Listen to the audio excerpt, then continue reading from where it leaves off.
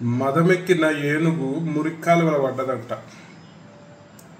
ఆ తరంగా ఉంది మన ఎస్ఎస్ రాజమౌళి కథ.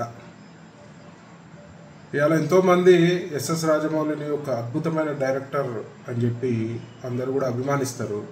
కానీ మొన్న ఒక స్టేట్మెంట్ తోటి ఇవాళ హిందూ సమాజంలో ఒక తీవ్రమైన వ్యతిరేకత వచ్చింది. మరి ఎస్ఎస్ రాజమౌళి, నేను కూడా ప్రశ్నిస్తున్నా, నువ్వు దేవుడిని నమ్మకపోతే నమ్మకు, మరి నీ ప్రతి ఒక్క సినిమాకి ముందు పెద్ద ఎత్తున పూజ చేసి మరి ప్రారంభోత్సవం చేస్తావు కదా, మరి నువ్వు నమ్మనప్పుడు ఎందుకు చేస్తున్నావు? ఆల్రెడీ అందరు విమర్శిస్తున్నారు, దేవుని కథలతోటి నువ్వు అడగోళ్ళు డబ్బులు సంపాదించినావు అని చెప్పి.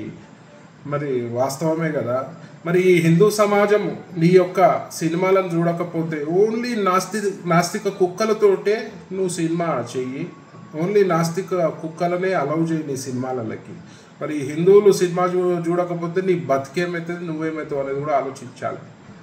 నీ బాహుబలిలోనే చెప్పినావు కదా, అహంకారంతో విర్రవీగే బల్లాల దేవ లాస్ట్కి ఎట్లా పతనమైందో నువ్వే చూపించినావు కదా. మరి అలా నువ్వు కూడా అదే అహంకార ధోరణితో పోతే మాత్రం నీ పతనం కూడా ఖాయమని చెప్పి ఈ సందర్భంగా తెలియజేస్తూ, మరి హిందువుల మనోభావాలని కించపరిచే విధంగా ఎవరైనా ప్రయత్నం చేస్తే మాత్రం బిడ్డ బాగుండదు.